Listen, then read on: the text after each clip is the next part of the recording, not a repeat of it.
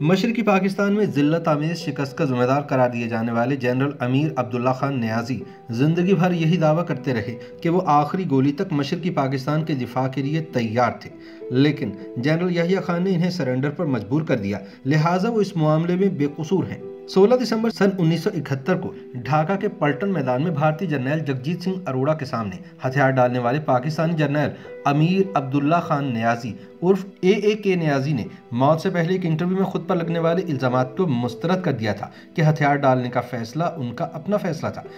नियाजी का दावा था कि commander in chief general Yahya Khan ने मगरबी पाकिस्तान में भारतीय जारहियत को बुनियाद बनाते हुए मुझे सरेंडर की हिदायत की थी। हालांकि पाक फौज आखिरी गोली तक लड़ने का अज़्म रखती थी। काश उस वक्त याहिया खान की बजाय कोई दूसरा सुप्रीम कमांडर होता तो आज बरे सगीर का नक्शा और तारीख मुख्तलिफ होती। सुकूत ढाका को आज सदी गुजर गई। 16 दिसंबर को ढाका में हथियार डालने की दस्तावेज पर commander eastern command lieutenant general Amir Abdullah Khan Niazi के दस्तखत हैं, जो उस वक्त जोन बी के मार्शल एडमिनिस्ट्रेटर भी थे।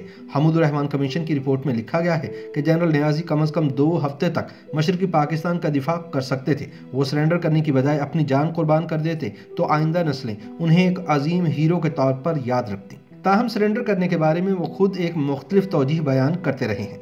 हथियार क्यों डाले नामी किताब में वसीम शेख ने सकूत ढाका के वाक़यात पर जनरल AK नियाजी का इंटरव्यू करके इनका नुक्ता नज़र पेश किया है। जनरल नियाजी के बकौल 4 अप्रैल सन 1971 को कायम मकाम commander in chief general Abdul Hamid Khan ने मुझे कहा कि एक मुश्किल टास्क तुम्हारे स्पुर्द करना है। उन्होंने कहा कि बतौर ईस्टर्न कमांडर तुम्हें मशरकी पाकिस्तान में तैनात किया जा रहा है। मैंने जवाब दिया कि जनरल टिका खान तो पहले ही वहाँ तैनात थे। उन्होंने कहा कि टिका खान बुरी तरह नाकाम रहा है। सदर मुमलिकत की ख्वाहिश है कि तुम खान से चार्ज लेकर उसकी खराबियों की इस्लाह करो। जनरल नियाजी के बकौल वह 5 अप्रैल को ढाका पहुंचे और 10 अप्रैल को जनरल टिका खान से चार्ज ले लिया।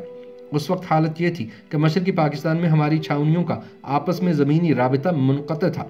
सरहदों पर मुक्ति बाहिनी का राज था। जनरल टिका की बेरहमाना कार्रवाइयों की वजह से हम अपने ही मुल्क में अजनबी बन चुके थे। जनरल नियाजी इस बात से इनकार करते हैं कि हथियार डालने का फैसला उनका था। वो कहते हैं कि 13 और 14 दिसंबर की दरमियानी शब को मैंने आखिरी आदमी और आखिरी गोली तक जंग जारी रखने का ऐलान किया और कहा कि दुश्मन के टैंक ढाका में मेरे सीने से गुजर कर ही दाखिल हो सकेंगे।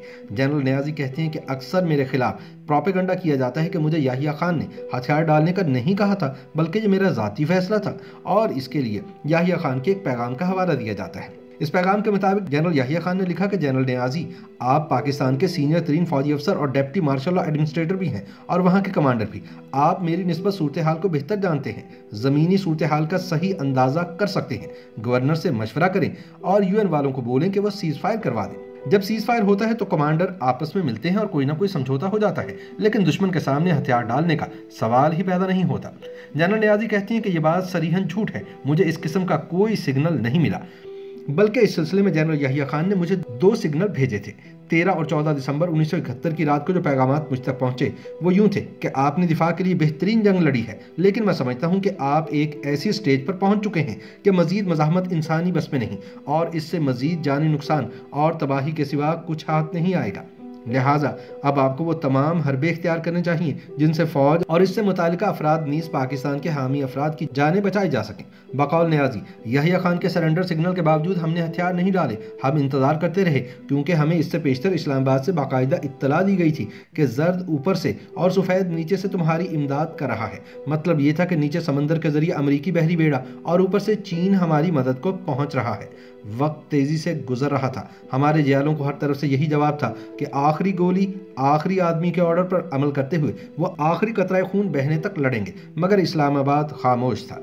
जनरल नियाजी के मुताबिक मैं बार बार पैगाम भेज रहा था, बार बार याहिया खान से बात करने की कोशिश करता रहा, लेकिन जनरल अब्दुल हमीद या गुल हसन कहते कि याहिया खान बाथरूम में है। मुझे मालूम था कि पी पिलाकर कहीं औंधा हो चुका होगा। चुनांचे मैंने गुस्से में कहा कि 1 घंटे से वो बाथरूम में है, उसे कहो कि मुझसे बात करे।